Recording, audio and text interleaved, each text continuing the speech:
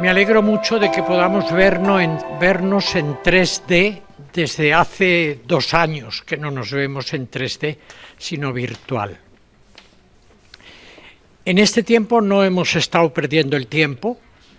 Entre junio del año 2020, que es cuando empezamos a que nos dejaran hacer algo, y junio del año 2021 hemos tenido 25 sesiones virtuales del observatorio. O sea que no nos hemos estado aburriendo. Hemos pasado este tiempo de la pandemia y en esas sesiones virtuales fundamentalmente nos hemos dedicado a un amplio ciclo que hoy terminamos, que hemos diseñado entre Rafael y yo, sobre los efectos económicos de la pandemia. Un amplio ciclo. Hemos hablado de los efectos, los retos, las reformas y hoy empezamos el final, empezamos la recuperación y tenemos 3 sesiones sobre la recuperación. La primera es la de hoy, que es poner las bases financieras a la recuperación, las bases del saneamiento de las finanzas públicas. Y a partir de esas bases financieras es cuando empezaremos a hablar de la recuperación, que dedicaremos la próxima sesión con la lotería que nos ha caído del cielo europeo, que es los fondos de recuperación, y hablaremos de cómo se van a repartir estos fondos de recuperación y en la sesión siguiente trataremos el tema de los fondos de recuperación más desde el punto de vista de las reformas estructurales que hay que hacer con esos fondos y los problemas de tipo de diálogo social que implican esa serie de reformas como la reforma laboral, la reforma de pensiones, etcétera, etcétera. Sesión de hoy. Fundamental. Estos señores hablarán en términos técnicos de las reglas presupuestarias, las reglas fiscales, cómo han sido suspendidas las reglas fiscales, cómo se han activado el plan, la cláusula de escape. Estas cosas muy técnicas lo que significa es que en estos tiempos en que hemos estado bajo la pandemia, Europa en general y todos los países han decidido el presupuesto tendrá déficit. La deuda aumentará. El gasto aumentará sin límite por ahora. Lo mismo que la política monetaria, la política fiscal ha estado con una política absolutamente expansiva. Pero llega un momento en que empieza la recuperación y tenemos que pararnos a empezar a pensar a medio y largo plazo cómo vamos a volver a la senda tradicional de unas finanzas sostenibles a medio y largo plazo. De esto nos va a hablar hoy nada menos que Cristina Herrero, que es presidenta de AIREF. Perdonadme una pequeña pedagogía. Normalmente las personas que escuchan este observatorio son personas cultas, personas instruidas, no son especialistas en economía y suelen saber cosas de economía. Pero cuando yo pregunto a mucha gente, bueno, ¿qué es la OCDE? ¿Qué es la tales? Lo saben. ¿Qué es AIREF? Pues no lo saben. Y no saben la importancia que tiene. Y yo quiero decir que tenemos a la presidenta de un órgano especialmente importante. Es la autoridad de responsabilidad de la sostenibilidad de las finanzas públicas. Es decir, es el garante de que las finanzas públicas vayan por buen camino y discurran bien. Aquí no traemos al Ejecutivo, que puede ser de un color o de otro. Traemos al vigilante. ¿Os acordáis de Pinocho y Pepito Grillo? Aquí está el Pepito Grillo que le está diciendo siempre a Nadia Calviño y a la ministra de Hacienda, cuidado. Y por tanto tenemos una garantía fenomenal en que lo que nos van a contar sobre el futuro es algo que no está contaminado por ningún partidismo político, por ninguna línea ejecutiva, sino es la autoridad independiente de responsabilidad fiscal. Cristina ha estado desde el principio, desde la creación de AIREF, que fue en el año 2014, entonces estaba de presidente José Luis Escrivá. Ella estuvo en la cúpula desde el principio y se ha dedicado toda su vida al sector público. Desde hace año y medio es la presidenta. Ella es economista, interventora, inspectora de Hacienda, etcétera. Es decir, pocas personas habrá en España que dominen el sector público como ella. Y sobre todo pocas personas que lo miren desde esta perspectiva que nos interesa de la independencia para responder a las preguntas por dónde puede ir la senda de recuperación, cómo, cuándo. Rafa, al que conocéis todos, consejero del observatorio, ha tenido la amabilidad de hacer de moderador, de entrevistador de Cristina. Ambos se conocen mutuamente y hablan el mismo lenguaje, que espero no sea demasiado técnico para los que somos un poco más legos. Muchas gracias y bienvenidos a ambos. Muchísimas gracias por tus palabras, Agustín. Muchas gracias a todos vosotros por estar hoy aquí, a las personas que nos siguen, y sobre todo muchas gracias, Cristina, por abrir este ciclo de conferencias. Felicitarte también por el trabajo tan estupendo y fenomenal que hacéis como garantes, ¿no?, que nos ha recordado Agustín de la estabilidad presupuestaria. Y yo voy a retomar una de las ideas que él lanzaba, ¿no? Conocemos bien, ¿no?, la importancia que tienen las reglas fiscales, la estabilidad presupuestaria. Viene la crisis, tenemos que poner en suspenso todo eso, llevar a cabo no solo en España, en todas las economías avanzadas. Tenemos que poner en marcha programas de política fiscal muy expansivos, pero claro, ahora ya estamos en la recuperación, ¿no? ¿Cuál es el momento de retomar otra vez la senda de la estabilidad presupuestaria, la senda de las reglas fiscales, ¿no? Estamos ya en un momento muy importante. En Europa ya nos recuerdan, ¿no?, que tenemos que empezar a mirar hacia el futuro, ¿no? Entonces, ¿cuál es la opinión que tenéis desde la AIREF sobre esto, ¿no?, sobre ya la salida de la política fiscal, la estrategia de salida? Muy bien, Rafa, me vas a permitir que empiece agradeciendo pues vuestra amable invitación, la amable invitación de la Escuela de Organización Industrial para participar en estos encuentros. Desde luego agradezco enormemente las pedagógicas y amables palabras de Agustín. Si estás desocupado, te voy a fichar en AIREF para que difundas efectivamente qué es esto de la AIREF, de la Autoridad Independiente de Responsabilidad Fiscal, y desde luego para mí es un placer compartir nuestras reflexiones con Rafa, una persona, bueno, pues de reconocido prestigio profesional y personal. Así que muchísimas gracias. Y lo que sí que espero, yo creo que una de las funciones de AIREF, como decía Agustín, bueno, lo de garantes de la sostenibilidad, no sé si eso lo hemos conseguido mucho, con lo cual no sé si me voy a apropiar de esa función, ¿no? Pero yo creo que sí que AIREF, además de efectivamente moverse en el ámbito de la sostenibilidad, yo creo que tiene una función principal y es precisamente hacer pedagogía. Muchas veces no se nos entiende qué es la sostenibilidad, no se nos entienden las ventajas de la consolidación fiscal, no se nos entienden una serie de cosas, y eso genera cierta desafección de la gente respecto a lo que es estos principios de estabilidad presupuestaria, sostenibilidad. La gente lo oye y ya de entrada le genera un rechazo, y yo creo que organismos como el nuestro tiene también entre sus funciones principales hacer esa pedagogía y hacer que la gente entienda las ventajas que tiene esto de la sostenibilidad de las finanzas públicas.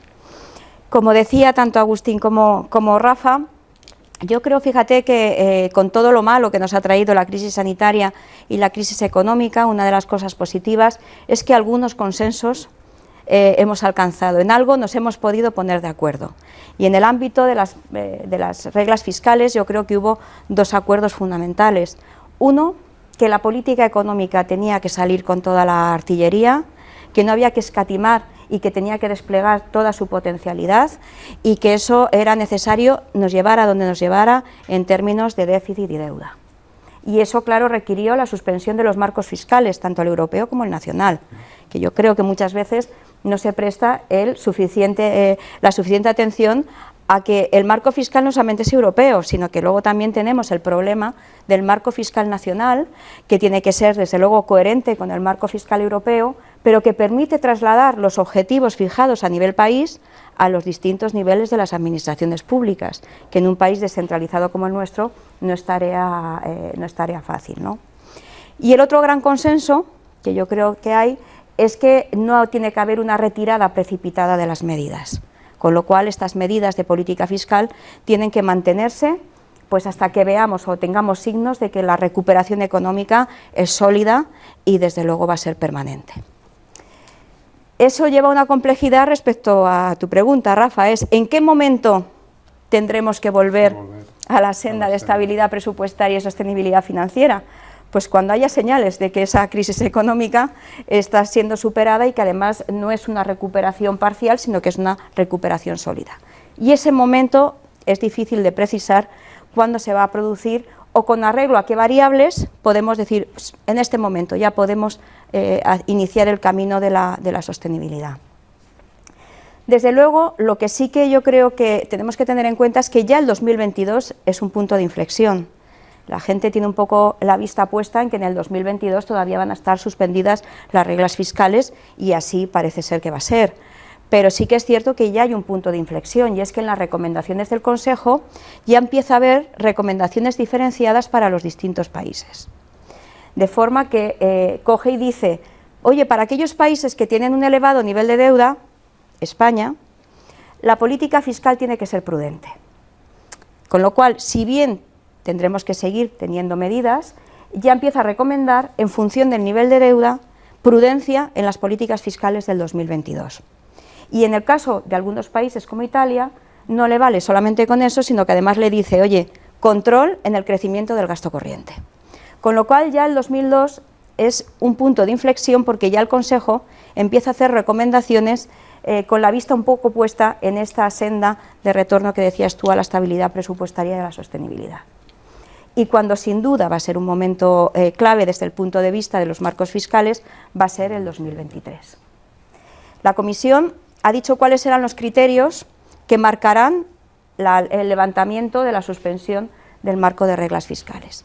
Y para esos criterios la Comisión lo que ha dicho es que va a hacer una evaluación global de la situación económica de la economía y que la variable crítica va a ser el nivel de PIB prepandemia.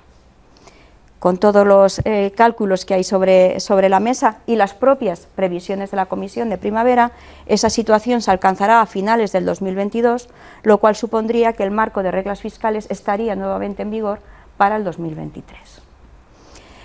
Pero yo creo que tenemos que hacer dos matizaciones. Una, la Comisión dice que la variable crítica será esa, pero lo que dice es que va a hacer una evaluación global de la economía, lo cual abre la puerta a tomar en consideración otros factores adicionales al mero dato de si el PIB ha alcanzado el nivel prepandemia. Entre otras cuestiones, podría tener en cuenta la incertidumbre económica respecto a la solidez de la recuperación económica, con lo cual todo apunta a que sería en el 2023, pero habrá que estar atento a qué otras variables se meten en la coctelera para determinar la vuelta al marco de reglas fiscales. Y el otro punto clave es que yo cito las previsiones de primavera de la Comisión, pero como bien sabemos las previsiones van cambiando, con lo cual habrá que estar atento a cuáles son las previsiones de crecimiento económico para el 2022 a medida que nos acerquemos al hipotético momento de la desactivación. Eso respecto al timing, que es lo fácil, de cuándo se desactivará esta suspensión del marco de reglas fiscales. Pero luego tenemos dos preguntas claves, es ¿a qué marco de reglas fiscales volvemos? Y si hay reforma de ese marco fiscal, ¿cuál será el calado de esa reforma? Y aquí ya la cosa se complica. Respecto a en qué momento ¿A qué marco de reglas fiscales volveremos?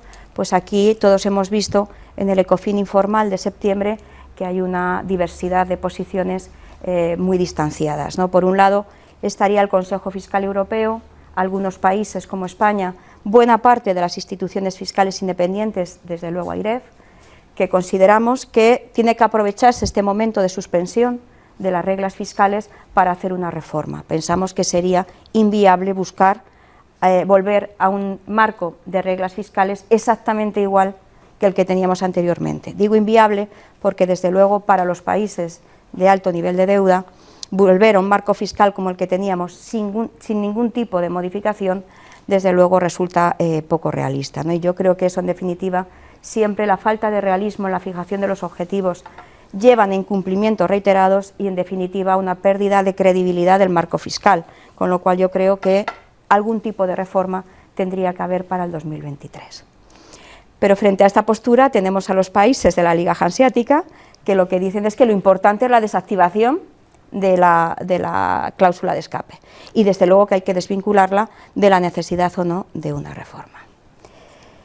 Desde luego, a estos factores políticos con los que la Comisión tendrá que manejarse se añade además cuestiones legales, y es que si queremos una reforma de calado que estuviera lista para el 2023, desde luego el reto es muy exigente, porque si fuera de una reforma desde luego de cierta entidad, requeriría unanimidad, tramitación parlamentaria, y llegar al 2023 con una reforma profunda hecha, pues también parece difícil.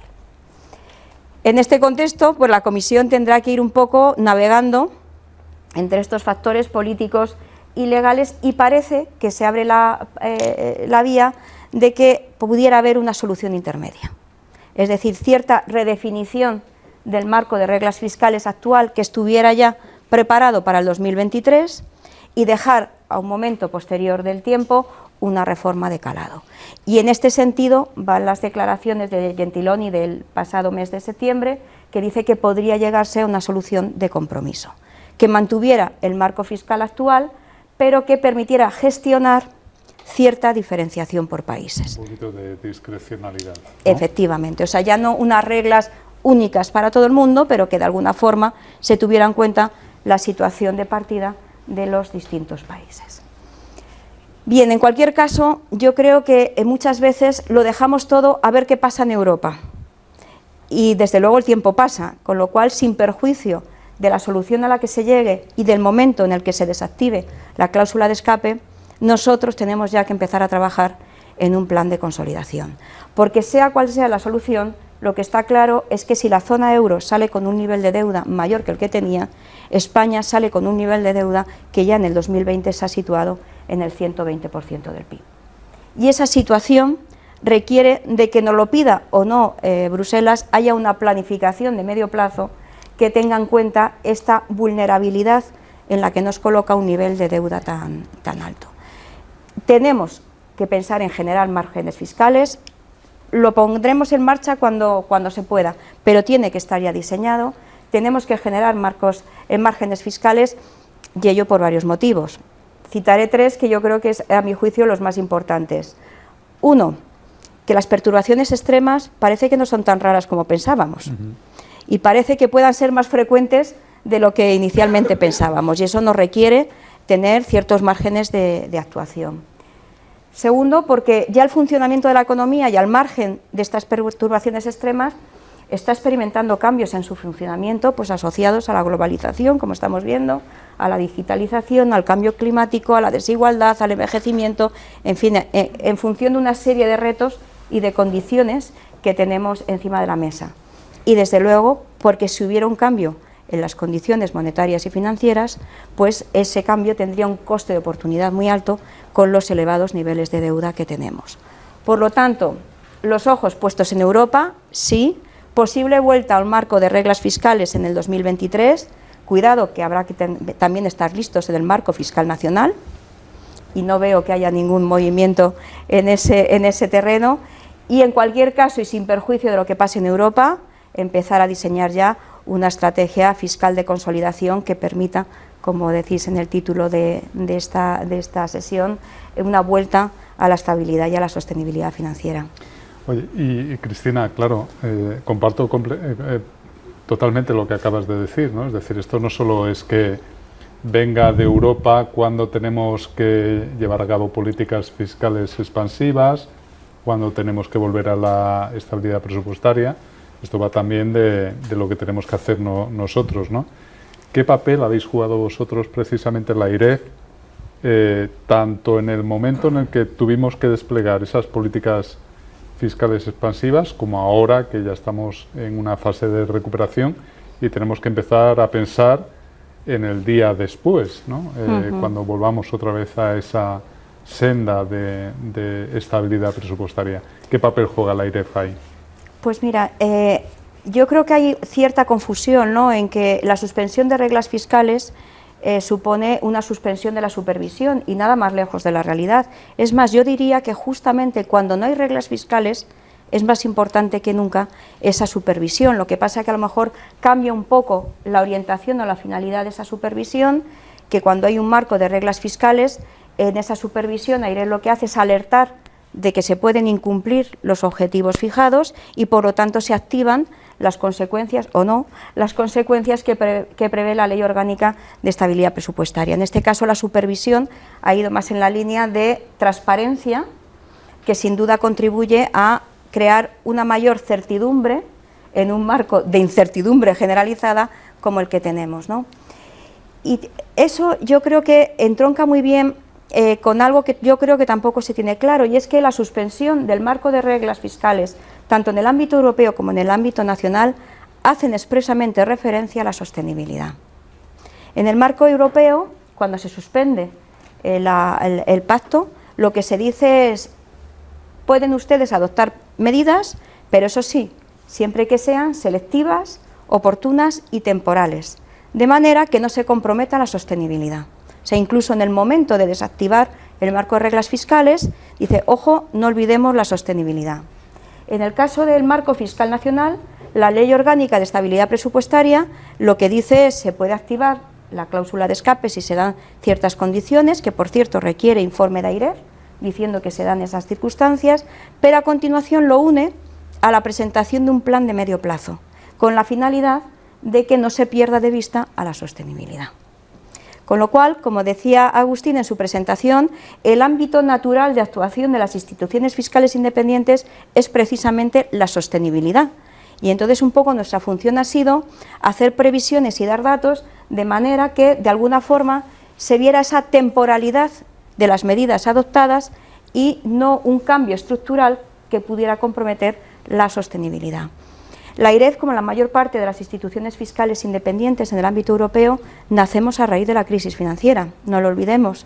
Y ahí lo que ocurre es que se pone de manifiesto que los desequilibrios de las finanzas públicas pueden requerir de la creación de organismos que contribuyan justamente a la sostenibilidad a través de la independencia y objetividad de los análisis. Y ese ha sido nuestro papel en la crisis. De hecho, AIREF ha seguido haciendo los informes que, de acuerdo con la ley, tiene que hacer vinculados al ciclo presupuestario. Solo hemos tenido que dejar de hacer aquellos que iban vinculados al marco fiscal en cuanto a fijación de objetivos, por ejemplo, entre comunidades autónomas, o en cuanto a la activación de mecanismos correctores que no eran necesarios, puesto que no se podían incumplir reglas en la medida en que no existían. Pero todos los informes vinculados al ciclo presupuestario y, por supuesto, a la actualización del programa de estabilidad los hemos hecho, aportando nuestras previsiones macroeconómicas y fiscales.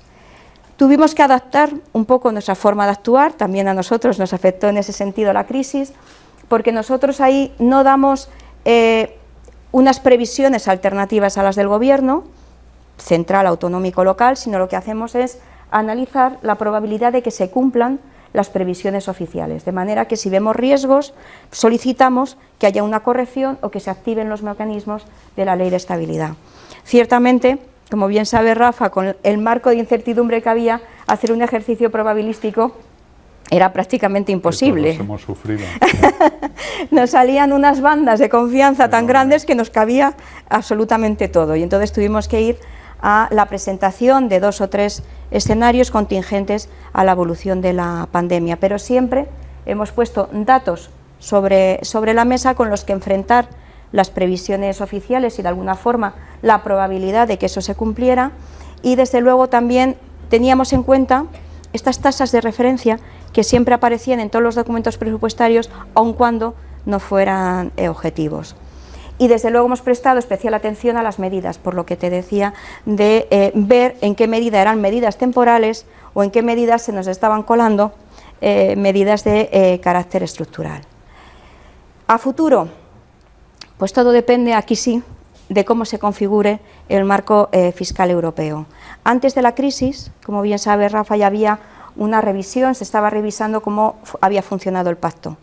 Y había incluso una propuesta de directiva en el año 2017 que lo que decía es que los Estados miembros tenían que ganar en responsabilidad fiscal y en una visión de medio plazo en sus actuaciones. Y en esa visión de medio plazo y en ese aumento de la responsabilidad fiscal, las instituciones fiscales independientes teníamos un papel principal. ¿Por qué?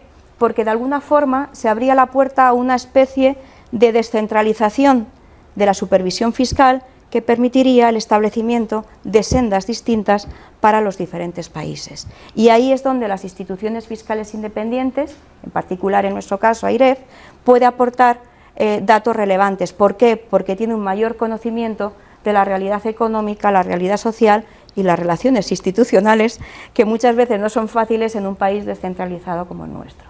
Entonces ahí sí que las IFIs tendríamos un papel principal en el diseño de sendas alternativas, en analizar las consecuencias que las distintas sendas de consolidación tendrían sobre el crecimiento económico, el análisis de la calidad de las finanzas públicas, en fin, que ahí sí que las instituciones fiscales tendríamos un papel protagonista. Habrá que ver en qué queda todo esto, que estaba ya muy avanzado antes de la crisis. Ya has ido dejando caerlo a lo largo de tu intervención, pero es que Agustín abría ya con esto, ¿no? Este trabajo que hacéis de garante de la estabilidad presupuestaria a medio plazo, ¿no? En este trabajo de pedagogía, ¿no?, que hoy estás haciendo aquí, ¿por qué es tan importante, ¿no?, crees tú, esta visión de medio plazo que tenéis, que este trabajo tan magnífico que hacéis al respecto? ¿Y cuáles son vuestras perspectivas, ¿no?, de medio plazo en materia de fiscal y de sostenibilidad? Pues mira, empezaré haciendo una crítica a la normativa reguladora de AIREF, y es que nosotros pedimos que haya un acento en el medio plazo, pero las funciones de AIREF están muy vinculadas al corto plazo por nuestra ley de creación. De manera que los informes de AIREF, que son los que están sometidos al principio de cumplir explicar, es decir, hacemos recomendaciones y las administraciones públicas o tienen que seguirlas o tienen que decir por qué no lo hacen, lo cual es un instrumento potente, y evidentemente la ley lo que dice es solamente lo puedes hacer con ocasión de este informe, este informe, este informe y este informe, no cada vez que AIREF quiera decir a las administraciones públicas lo que tienen que hacer, lo cual no tiene sentido porque nosotros ni tenemos ni queremos competencias en el diseño y la gestión de la política fiscal. Dicho esto, los informes están muy centrados a la vertiente preventiva de la Ley Orgánica de Estabilidad y están, por lo tanto, muy vinculados al ciclo presupuestario. De manera que solo tenemos un informe vinculado al medio plazo, que es el informe sobre la actualización del programa de estabilidad. Es verdad que la AIREF tiende a salvar esta situación aportando en estos informes de vinculación anual ejercicios de sostenibilidad más allá de la probabilidad de que se cumpla o no el objetivo de deuda, ¿no? Pero lo cierto es que la forma en que nosotros trasladamos nuestras previsiones es a través del informe de la actualización del programa de estabilidad. En ese sentido, emitimos el informe en el mes de mayo y en aquel momento avalamos el escenario macroeconómico de la actualización del programa de estabilidad y elaboramos una senda de crecimiento económico que se situaba para este año, me parece recordar que era en el 6,6, para el año próximo en el 7 y luego ya pasábamos al 2,6 y al 1,8 hasta el 2024, que es el periodo que contempla la actualización del programa de estabilidad. Desde luego el motor de ese crecimiento económico tan importante, sobre todo en los primeros años, era la demanda interna, tanto el consumo como la inversión, y citábamos dos fuentes principales de riesgo en aquel momento. Ahora los riesgos parece que nos vienen por otro lado, ¿no? Pero en aquel momento los factores de riesgo era el impacto que iban a tener los fondos de recuperación y, por otro lado, qué iba a pasar con la evolución de la pandemia y con las medidas de distanciamiento social y, en definitiva, qué iba a pasar con el turismo. Entonces, nosotros incorporábamos supuestos de que el turismo nacional sí que podría recuperarse este año, pero el turismo internacional demorábamos la recuperación completa hasta el 2023. Respecto al impacto del plan de recuperación, pues es que es muy difícil, como bien sabes, que vosotros también estáis estimando, ¿no?, cuál es el impacto, porque puede ser muy relevante. En aquel momento nosotros estimamos un impacto del plan de un 1,5 para el 2021, me parece que era 1,5, 2,5 en el 22 y un 1,6 en el 2023. Ya lo habíamos rebajado respecto a la previsión que habíamos hecho a finales del 2020. Desde entonces, ¿qué ha pasado? Porque claro, me he remontado al mes de mayo, pero es que es el momento en que nosotros hacemos unas perspectivas de medio plazo.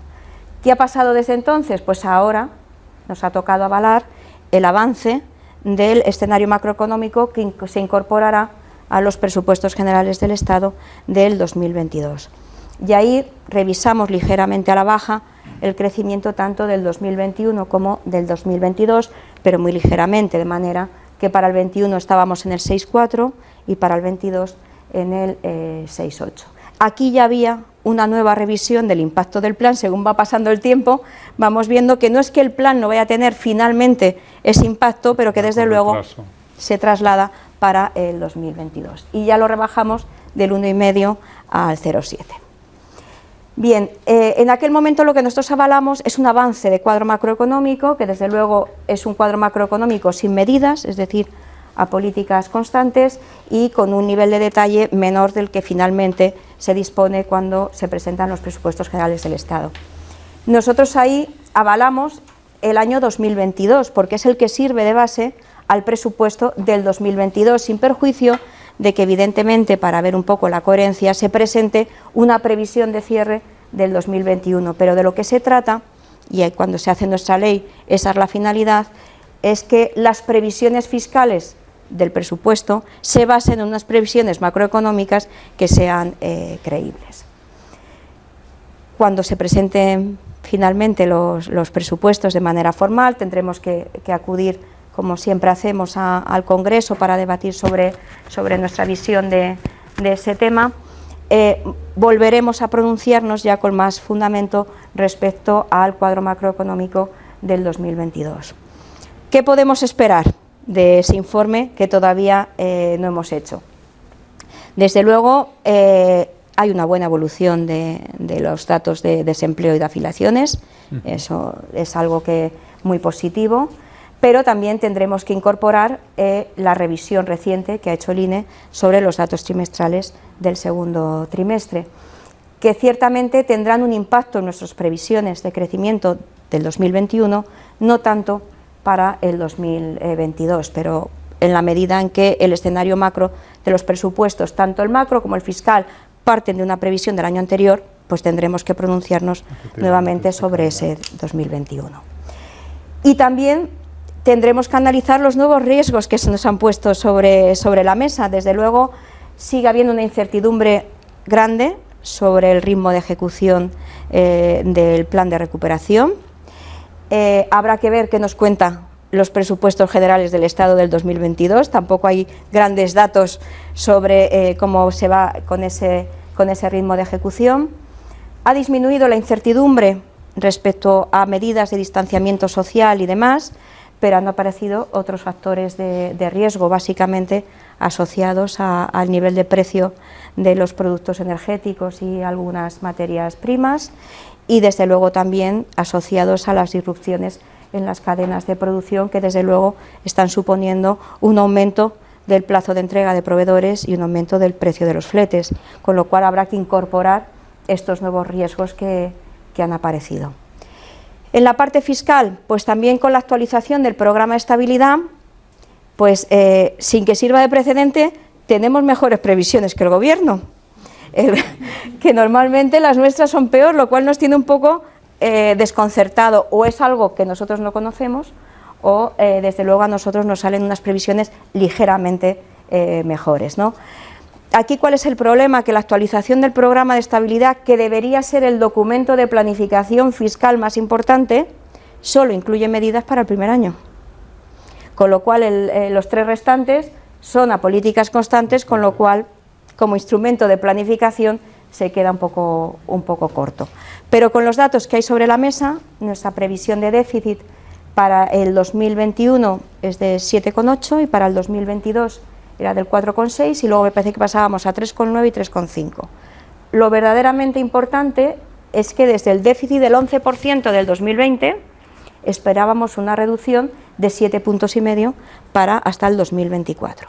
Ahora bien, cuando uno analiza las causas de esa reducción, se encuentra que la mayor parte de esa reducción deriva de la retirada de las medidas que se han adoptado con ocasión de la pandemia en más de 4 puntos, y que otro 1,5 puntos deriva de la no repetición de operaciones no recurrentes que tuvieron lugar en el 2022, entre otras, la más importante, la clasificación de la Sareb como administración pública y, por lo tanto, su inclusión dentro del perímetro de consolidación. Con lo cual, la mayor parte de esa reducción, pues claro, en ausencia de medidas, como os decía, venían simplemente por la retirada de las medidas asociadas a la pandemia y por la no reiteración de operaciones no recurrentes. Aquí sí que, así como en la parte macro, os puedo decir qué cabe esperar del informe, aquí hasta que no veamos los presupuestos del 22, no puedo decir qué cabe esperar desde el punto de vista del análisis fiscal. Sí que es verdad que, como bien sabe Rafa, la recaudación tributaria nos ha sorprendido casi desde el principio de la crisis, ha mostrado mucho más resiliente que la propia actividad económica, con lo cual ha habido un buen comportamiento en la recaudación de los principales impuestos. Por contra, tendremos que revisar a la baja incluso nuestras propias previsiones, que ya eran mucho menores que las del Gobierno en cuanto al impacto recaudatorio de las nuevas figuras, que a pesar de que nosotros ya habíamos puesto una importante rebaja respecto a las previsiones del Gobierno, la realidad en ese sentido ha sido todavía peor. Y por último, y no por ello menos importante, diría que al final todo esto lo que nos lleva es cuál es el nivel de deuda previsto. Y nuestras previsiones para el 2024 es que con los datos de la actualización del programa de estabilidad, el ratio de deuda se iba a situar, nos salía entre 112 o 113% del PIB. Y ahí ya hicimos ejercicios de simulación, como hacemos todos, de decir, bueno, si el déficit estructural se mantuviera al nivel del 2024, el ratio de deuda se nos estabiliza entre el 110 y el 130%, y a falta de medidas, ahí nos quedaríamos. Con lo cual, reducir el ratio de deuda, si nos pusiéramos como referente el 60% actual, requeriría equilibrios presupuestarios, o lo que es lo mismo, superávits primarios, de forma continuada, y aún así tardaríamos un par de décadas por lo menos en llegar a ese nivel. Además, cuando uno ve la probabilidad de que ese escenario se cumpla y echa la vista atrás, pues vemos que no hemos sido capaces de generar superávits primarios de forma continuada en ninguna etapa de nuestro pasado reciente. Por eso, y volviendo a tu pregunta de la planificación a medio plazo, es fundamental. Si queremos bajar de esa estabilización del ratio de deuda por encima del 100%, es necesario una planificación de medio plazo. Una planificación y un proceso de consolidación fiscal, y aquí vuelvo a echar mano de la pedagogía, que no debe identificarse con recortes a corto plazo sin más, sino que consolidación fiscal debe ser sinónimo de calidad de las finanzas públicas, tenemos que hacer un uso eficiente de los recursos públicos y tiene que ser sinónimo de reformas estructurales que afecten o que tengan una incidencia positiva en el crecimiento económico. Yo creo que ahí todos sabemos que los procesos de consolidación fiscal que han sido exitosos, es decir, que han conseguido reducir el ratio de deuda y de forma continuada en el tiempo, han ido acompañados de crecimiento económico. Por eso yo creo, y para eso hace falta llevar a cabo reformas, por eso yo creo que calidad de las finanzas públicas y reformas que potencien el crecimiento económico son fundamentales, y para eso tenemos que tener una estrategia de medio plazo. Hablas de calidad, hablas de reformas, Y esto es verdaderamente importante, porque estamos hablando aquí de macromagnitudes, ¿no? De evolución del gasto, de las perspectivas que tenéis de los ingresos, esto qué déficit nos va a dar, qué nivel de deuda. Pero claro, se supone que todo esto lo hacemos, o el sector público lo hace, para atender una serie de necesidades, de políticas, y aquí lo fundamental es que prestemos servicios públicos o que diseñemos políticas que sean eficientes, que sean de calidad. Claro, esto me lleva inevitablemente al terreno de la evaluación de las políticas públicas, de la calidad de esas políticas públicas, ¿no? Aquí también vosotros habéis empezado, ¿no?, a hacer un trabajo muy importante con todo este spending review que habéis empezado a hacer. Bueno, ¿por qué consideras, a mí no me tienes que convencer, pero en este trabajo de pedagogía, esta oportunidad que tienes hoy aquí, ¿por qué crees que es tan relevante hacerlo? ¿Qué papel estáis jugando y qué retos tenéis, ¿no? ¿Y qué beneficios nos reporta eso a la sociedad, ¿no? Que hagamos las cosas bien, ¿no?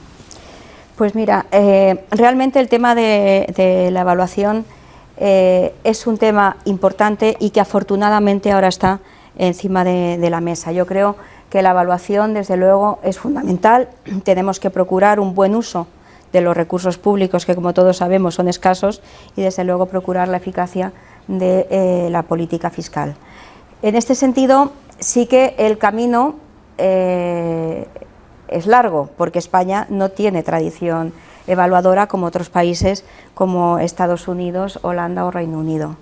Fíjate que ni siquiera nos unimos al grupo de países que, con ocasión de la crisis y con una clara finalidad de control del déficit y de recorte del gasto público, iniciaron procesos de evaluación, no sé si muy eficientes o muy eficaces, eran revisiones integrales del gasto público. Yo creo que la evaluación tiene que ir un poco más focalizada, pero bueno, llevaron a cabo este control del déficit y este recorte del gasto con algún sustento en las evaluaciones. España no entró en ese proceso y, de hecho, si uno mira la Ley Orgánica de Estabilidad, aunque tiene reconocido el principio de eficacia, también la Constitución lo tiene reconocido, pero en la Ley Orgánica de Estabilidad es curioso, porque de los 7 o 8 principios que reconoce, desarrolla todos ellos, menos el de eficacia. Sí que dice, oye, por estabilidad presupuestaria se va a entender esto, por sostenibilidad se va a entender esto, la lealtad institucional consiste en esto, y el de eficacia está anunciado, pero no está desarrollado. Se da por Exactamente, no está desarrollado. De hecho, cuando llega la crisis, y nosotros también tenemos que llegar a esa situación de control del déficit, la medida estrella que prevé la ley son los llamados acuerdos de no disponibilidad, que, para que me entendáis, eso significa que de repente se decide que del crédito presupuestario que tienes para gastar no vas a poder gastar un 5, un 10 o un 15%. Y ahí lo que se hacía es que había un reparto lineal de inejecución del presupuesto por departamentos, sin ninguna base en ningún tipo de evaluación que permitiera priorizar el gasto público. Por lo tanto, el reto que tenemos por delante es importante. Además, yo creo que tenemos que tener en cuenta que la evaluación no es la solución tampoco a todos los problemas, porque a ver si ahora vamos a pensar que hay que evaluarlo absolutamente todo, porque eso significará que no evaluaremos nada. Entonces yo creo que tenemos que tener claro que no es la solución a todos los problemas y que la evaluación no produce frutos a corto plazo. Con lo cual yo creo que hay cierta, no sé si rechazo tampoco, pero cierta oposición por parte de los gobiernos que en su inmensa mayoría en la toma de decisiones están presididos por el cortoplacismo asociado al ciclo electoral, con lo cual cuando le dices que los beneficios de la evaluación los vas a tener a lo mejor a medio plazo, pues no es algo, yo creo que eso es comprensible, atractivo para el político o los gobernantes. Por lo tanto, yo creo que aquí lo importante o lo complejo es instaurar una cultura evaluadora. O sea, al margen de que haya instituciones independientes, públicas, privadas, que hagan evaluaciones, yo creo que la administración pública tiene que tener claro que cuando diseña una política pública tiene que estar diseñada para ser evaluada.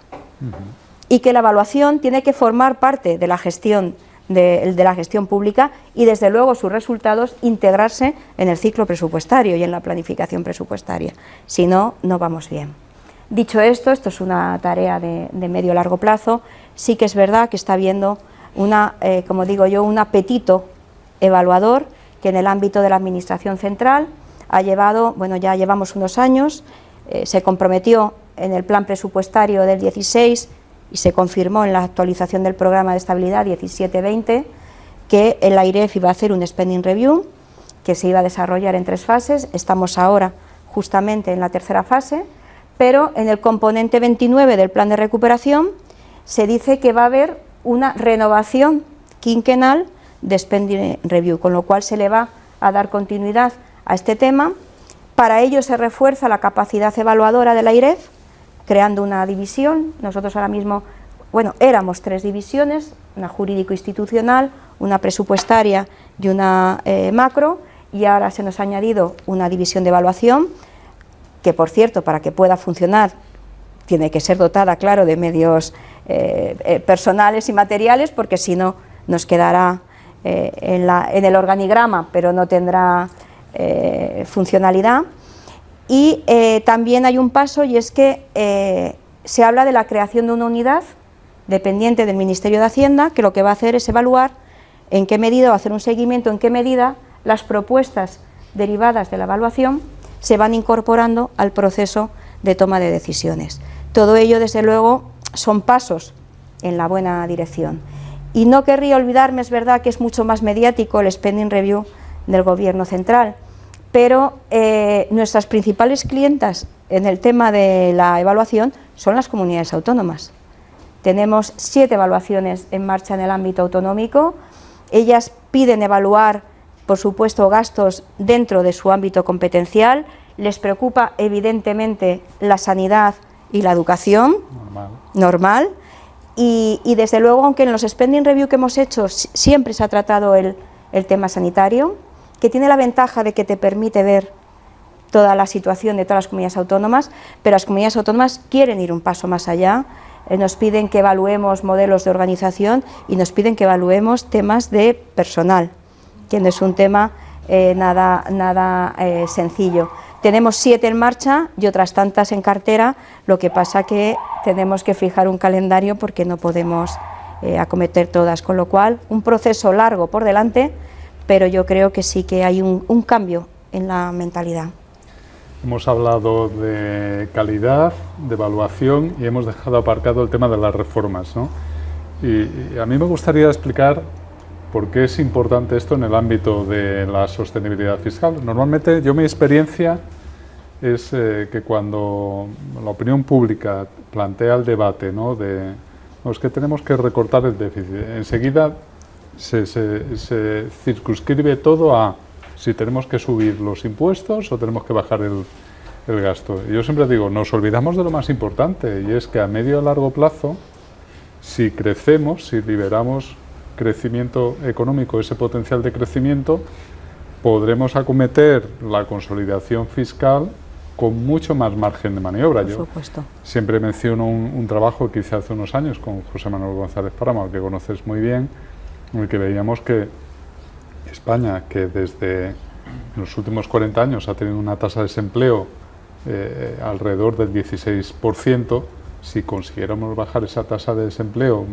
en promedio, y ya sé que esto es un proceso lento, gradual, del 16, por ejemplo, al 7, que todavía estaría por encima del de otros países, esos 9 puntos nos darían fácilmente 6 de margen de reducción del saldo presupuestario de las administraciones públicas. O sea que estamos hablando de mucho dinero y de un margen muy importante, ¿no? Por lo tanto, y para liberar ese potencial de crecimiento necesitamos reformas.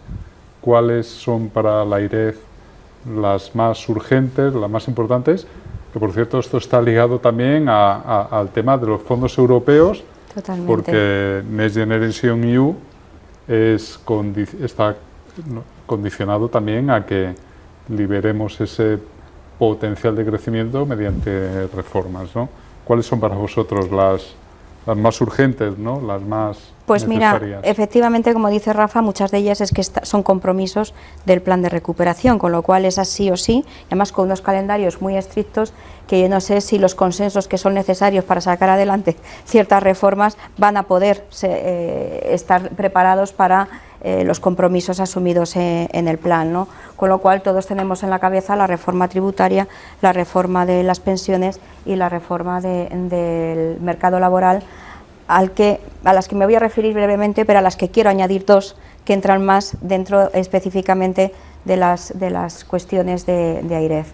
Yo creo que es importante, y estoy de acuerdo contigo, hay que hacer una reforma tributaria. ¿Con qué objetivo? Con elevar de forma cuantitativa el ratio ingresos-PIB. Yo creo que eso no es una reforma tributaria de verdad. Yo creo que esas son medidas tributarias, pero una reforma tributaria de verdad, lo que yo entiendo que tiene que perseguir es que nuestro sistema tributario sea más eficiente, es decir, que permita recaudar más. Yo creo que en ese sentido, más allá de que se exploren nuevas figuras impositivas o variaciones en los tipos impositivos, yo me parece que una reforma tributaria de calado tendría que analizar cuáles son los problemas de eficiencia de nuestro sistema tributario, por qué nuestro sistema tributario tiene un potencial recaudatorio menor que el de otros sistemas tributarios, a pesar de tener a lo mejor una estructura más o menos similar. Y yo creo que eso nos lleva a analizar el tema de la estrechez de nuestras bases imponibles, el fraude fiscal o la existencia de beneficios fiscales con unos objetivos que a veces se cumplen y a veces no, y que permitiría a lo mejor cierto rediseño de esos beneficios fiscales. Nosotros estudiamos alguno de ellos y tenemos que tener en cuenta que hay 60.000 millones de beneficios fiscales, de los cuales más de 40.000 están centrados en el IVA. Con lo cual, reforma tributaria, pero yo creo que con un objetivo más allá del objetivo cuantitativo, como pueda ser, como tú bien dices, o subimos impuestos o bajamos gastos.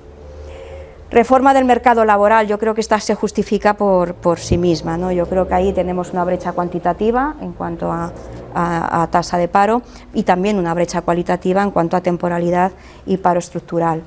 Nosotros aquí analizamos en el marco de un spending review las políticas activas de empleo, donde desde luego, y los incentivos a la contratación, donde desde luego nos salió que había amplio margen de mejora, pues tanto en el perfilado estadístico de los demandantes de empleo, que ayudaría a fijar unos itinerarios mejores con una conexión mayor entre la oferta y la demanda, un reparto de fondos en la conferencia sectorial más vinculado al cumplimiento de objetivos y no a factores históricos o a porcentajes históricos, y desde luego una mayor participación de las entidades locales, como ocurre en otros países.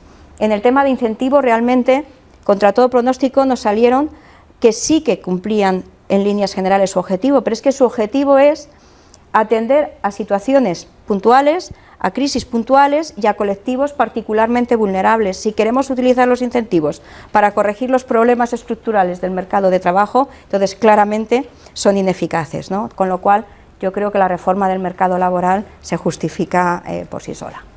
Reforma del sistema de pensiones. Pues aquí es que me da hasta cosa explicarte la reforma del sistema de pensiones. No, a mí no, o explicarte el por qué hay que hacer una reforma del sistema de pensiones, pero cuando uno mira cuál es la evolución que va a tener el sistema de pensiones, incluso cuando se actualizaba el IRP, pero no te digo nada si se actualiza al IPC y se elimina el factor de sostenibilidad, pues desde luego nos encontramos en el 2050 con 50 puntos más de deuda y más de 3 puntos adicionales de gasto, ¿no? Con lo cual yo creo que ahí sí que también todos tenemos claro que algo hay que hacer con el sistema de pensiones. Pero yo creo que hay dos reformas principales que no están tan en la mesa como estas tres, ¿no? Que es la reforma del sistema de financiación y, como he dicho antes, la reforma del marco fiscal nacional. En el caso del sistema de financiación ya tenía que haber sido revisado. Desde luego no puede revisarse de manera aislada. Antes de saber cómo repartir la tarta tenemos que saber cuál es el tamaño de la misma, y eso implica ver la distribución vertical entre los distintos niveles de gobierno de los recursos disponibles. Desde luego ha quedado desfasado porque no se incorporan determinados impuestos que, sin estar cedidos la recaudación, sí que se transfiere al 100% a las comunidades autónomas, como puede ser el impuesto de depósitos, el futuro impuesto sobre residuos o el impuesto sobre juego online. Hay que limpiar de todas las transferencias extraordinarias que desvirtúan finalmente el sentido del sistema de financiación y probablemente nos tendremos que plantear hasta dónde queremos llevar la nivelación entre los distintos territorios. Si tú ves, hay reivindicaciones, ¿no?, de comunidades autónomas. Yo es que estoy por debajo de la media, pero claro, si hay una media, pues es que unas comunidades estarán por encima de la media y otras por debajo, salvo que queramos que todas tengan la misma financiación, que estén al mismo nivel. En ese sentido, sí que cuando uno ve la evolución del 2009 al 2019, no se aprecian cambios significativos, el que ha estado por encima lo estaba y el que estaba por debajo estaba, ni tampoco en el orden ha habido cambios relevantes, pero sí que es verdad que ha habido un acrecentamiento de la diferencia en la financiación per cápita, por población ajustada, que como sabéis incorpora pues variables de dispersión, insularidad y demás, y hace que los individuos valgan, podríamos utilizar esa expresión, distinto en función de los territorios y en función de lo que se supone que cuesta la prestación de los servicios en uno y en otro territorio.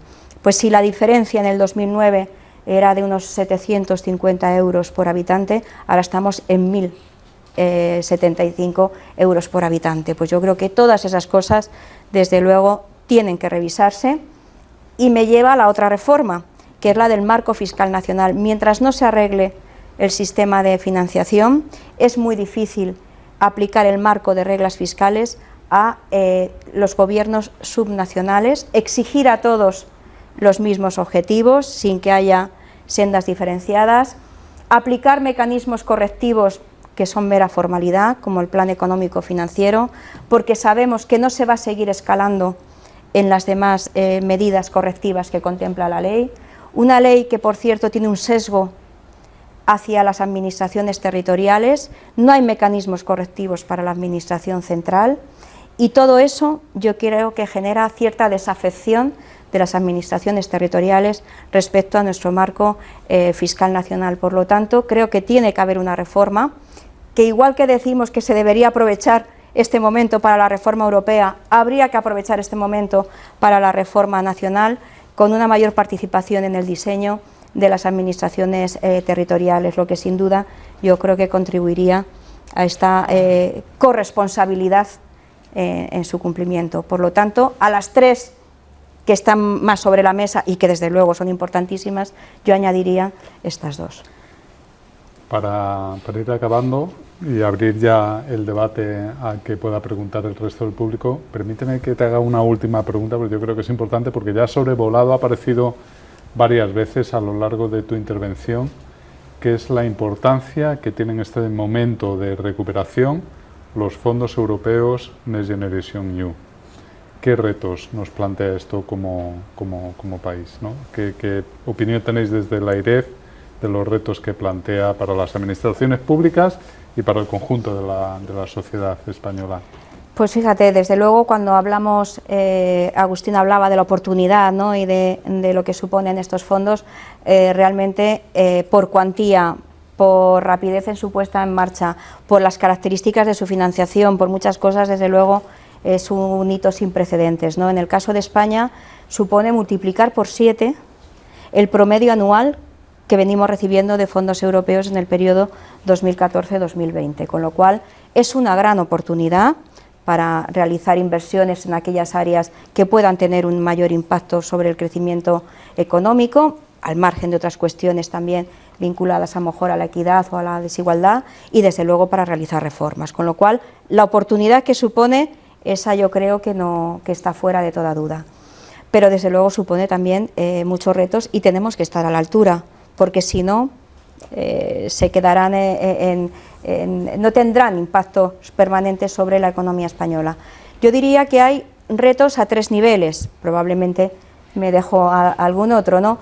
Reto en cuanto al impacto macroeconómico que tienen que tener los fondos, ¿no? Estamos diciendo la importancia de estos fondos para la realización de reformas, para priorizar inversiones en determinados sectores económicos que requieren de estas inversiones y que desde luego van a ser tractores de la economía de la economía española. Pero para que eso sea así, de hecho, estos fondos tienen asignados unos multiplicadores muy elevados, por encima de 1, que es difícil precisar si van a poder ser o no, en la medida en que se trata a lo mejor de inversiones novedosas para las que no hay tanta literatura respecto al efecto multiplicador, pero desde luego... Que de nuevo el tema de la calidad que has mencionado antes influye, ¿no? Totalmente, totalmente. Con lo cual hay un reto impresionante en cuanto a un correcto diseño, selección de proyectos y reformas para que el impacto esté tan exigente de 2,5 puntos que estamos previendo en los primeros años. España además concentra la ejecución en los 3 primeros años, pues para que esto se cumpla, desde luego tenemos un reto fundamental en el correcto diseño y selección de los proyectos. Desde luego esto me lleva a un segundo reto, que es un reto de gestión. Yo decía que multiplica por 7 los recursos que recibíamos en promedio anual de fondos europeos en el periodo 2014-2020, y además va a haber una gestión descentralizada donde van a participar los distintos niveles de las administraciones públicas, con lo cual esto supone un reto enorme de gestión, de celeridad, de procedimientos y de coordinación entre las distintas administraciones públicas, que desde luego no es nada desdeñable. Y por último, tendremos también un reto en materia de evaluación, nuevamente, ¿no? Y yo creo que además aquí la evaluación, yo decía antes que las políticas públicas tienen que diseñarse para ser evaluadas, pues aquí pasa un poco lo mismo. Yo creo que tendrá que haber una evaluación ex ante, una evaluación de ejecución y una evaluación ex post. Para mí la evaluación ex ante debe estar dentro de la Administración debe tomar sus decisiones basándose en la evidencia y por supuesto en la evaluación, sin perjuicio de que esta evaluación pueda encargarse a instituciones independientes o puedan basarse en evaluaciones ex post que estén disponibles en el ámbito internacional o nacional. Pero la responsabilidad ex ante yo creo que debe ser de las administraciones públicas. Luego habría un control de ejecución que sería más de carácter procedimental en cuanto a rapidez de los procedimientos, convocatorias, coordinación con el sector privado entre los distintos niveles de la Administración y una serie de garantías respecto al correcto uso de los fondos, que implicaría la fijación de objetivos, ya no tanto en términos de eficacia, sino a lo mejor en términos de ejecución. Y yo creo que aquí órganos como la Intervención General de la Administración del Estado, Tribunal de Cuentas o Cámara de Cuentas, yo creo que tendrían y tendrán un papel principal. Y luego habría una evaluación ex post para ver finalmente lo que hemos conseguido con el uso de esos fondos. Permitiría, ya que el horizonte temporal será largo, por mucho que los fondos puedan estar concentrados en los 3 primeros, ir corrigiendo errores de diseño, y ahí sinceramente yo creo que AIREF puede decir mucho, pero no en exclusiva. Yo creo que aquí los proyectos son muy amplios, abarcan ámbitos muy distintos y aquí hace falta el expertise de varias instituciones y organismos, tanto públicos como privados. Por lo tanto, en esas 3 dimensiones: impacto, gestión y evaluación. Pues si te parece, abrimos el debate al público. Seguro que hay preguntas. Si no, yo tengo, pero... Sí, aquí le pasamos el micrófono a Agustín. Os presentáis, por favor, para que os conozcamos todos. Pues muchas gracias. Álvaro Martínez, exalumno de la escuela. Yo quería hacerte una pregunta, sobre todo, Cristina, en base a la tendencia que tenéis vosotros como la asociación, la institución, en cuanto a si es una tendencia de engrosar o de estrechar lo que viene siendo la recaudación fiscal en esa reforma que planteáis, o sea, como mecanismo de segunda línea de defensa, ¿no? Que sois pocos los que podéis llegar a hacer esto a los órganos de gestión. ¿Qué tendencia estáis teniendo? O sea, ¿buscáis una optimización de los recursos o buscáis, una mejora en toda esa recaudación en busca de poder hacer un mayor reparto?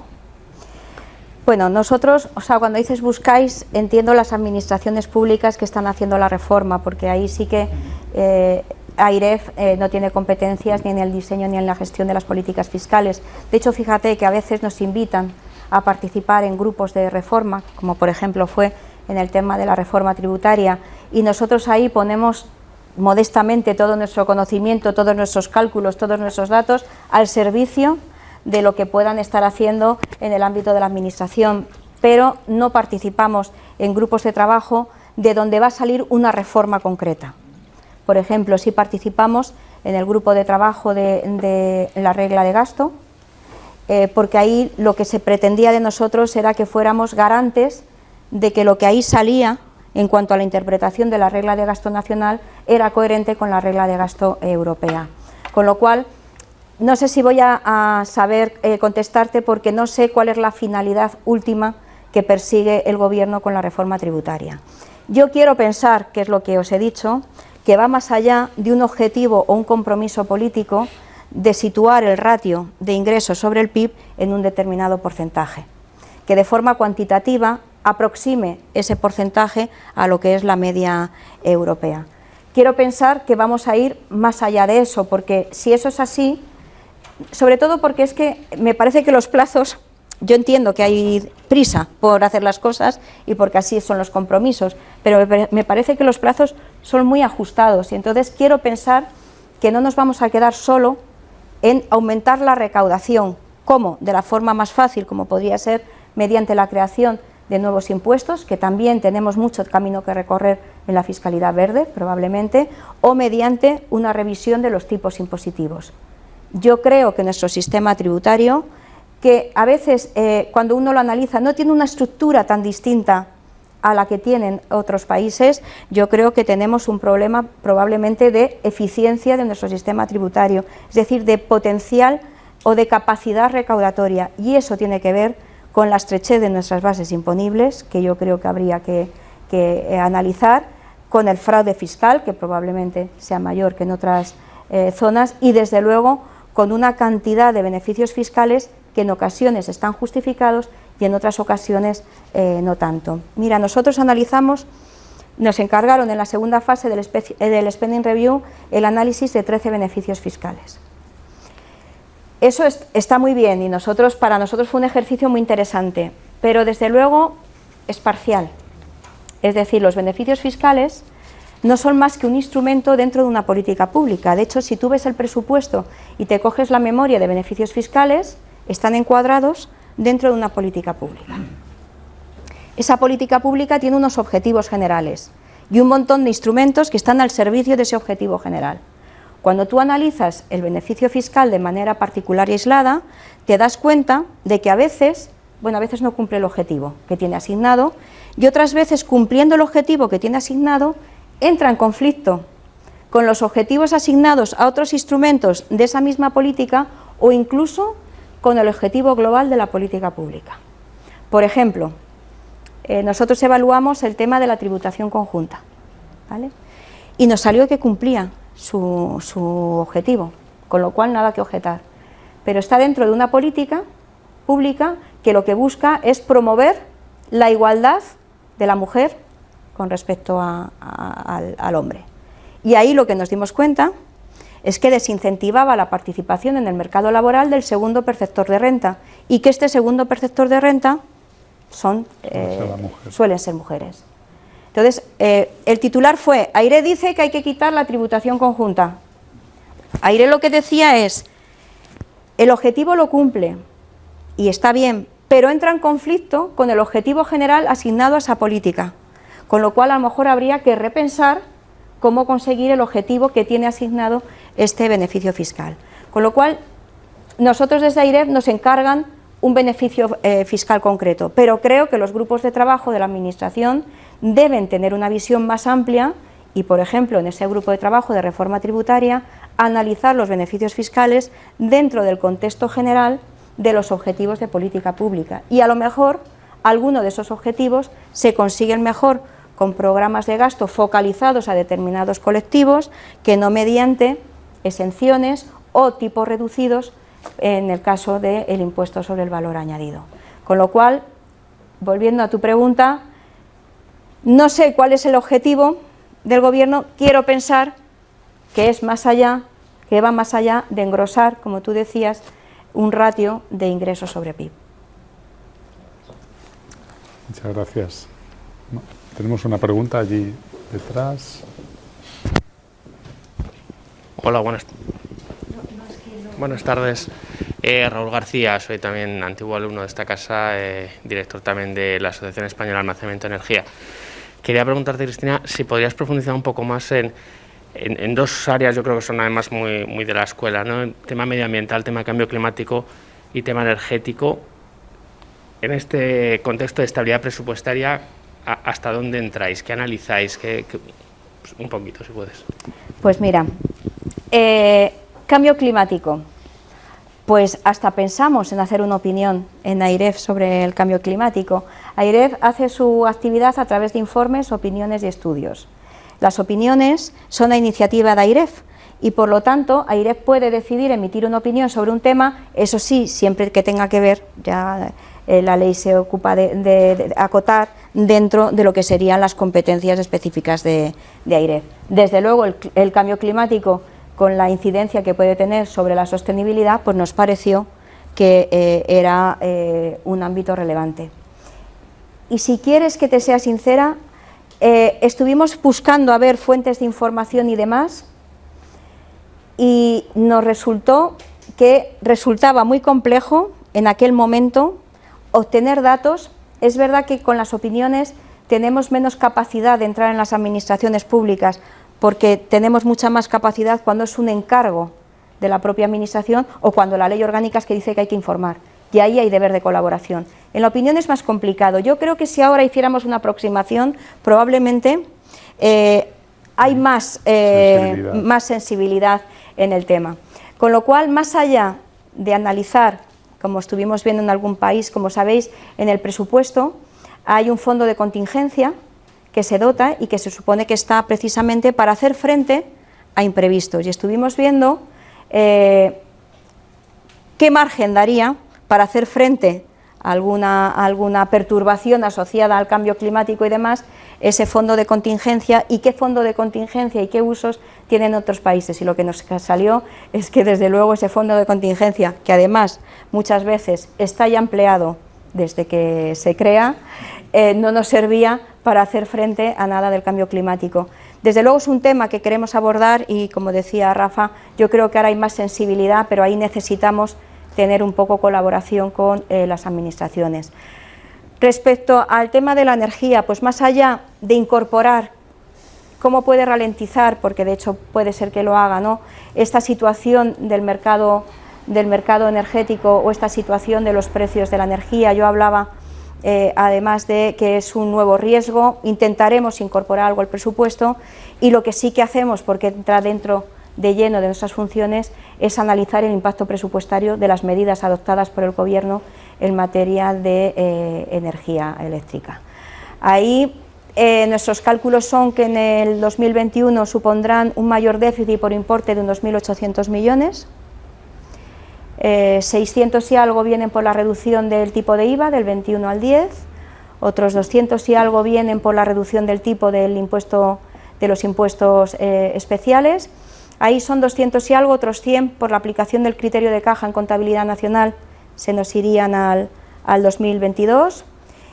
Otros 900 millones por la mayor contribución de la subasta de CO2 al déficit tarifario, y luego la suspensión del impuesto sobre el valor de la producción de electricidad. Ese tiene un impacto neutro en déficit, porque supone una menor recaudación, pero también un menor gasto en cuanto a compensación del déficit tarifario, con lo cual competencias de AIREF claras. Cualquier medida que se adopte en ese terreno y que tenga un impacto sobre las cuentas públicas, tenemos que analizar su impacto fiscal, su posible impacto o el riesgo, la valoración del riesgo respecto a la recuperación económica y a las previsiones macroeconómicas, y, siendo ambiciosa, te diría que nos gustaría hacer una opinión sobre si estamos preparados o nuestro sistema de finanzas públicas está preparado para hacer frente a los retos que pueda suponer el cambio climático.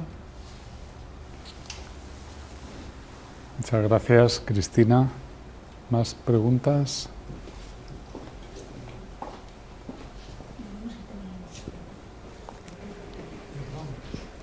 ¿Esto se oye o no? No, se oye en la grabación. No, en la grabación, claro. Muchísimas gracias, Cristina. Ha sido todo tan impresionante que estamos llenos de ideas. Solo quiero remarcar dos que me han parecido muy importantes. Tu insistencia en el tema de la evaluación de las políticas públicas, en la que coincides plenamente con la otra autoridad independiente, que es Pablo, y sobre todo algo que llevamos años diciendo, el tema de la financiación de las comunidades autónomas y el gobierno central. Es que esto es insostenible y llevamos tantos años que no sé cómo hemos podido llegar hasta aquí. Muchísimas gracias porque ha sido muy fecundo. Si queréis, por aquello de que este es el primer presencial, nos van a invitar a un vino español. Eso se decía en mis tiempos, ahora se dice networking, pero bueno, es la misma idea. Entonces, si queréis, bajamos un momento donde nos diga Patricia. Muchas gracias. Muchísimas gracias a vosotros.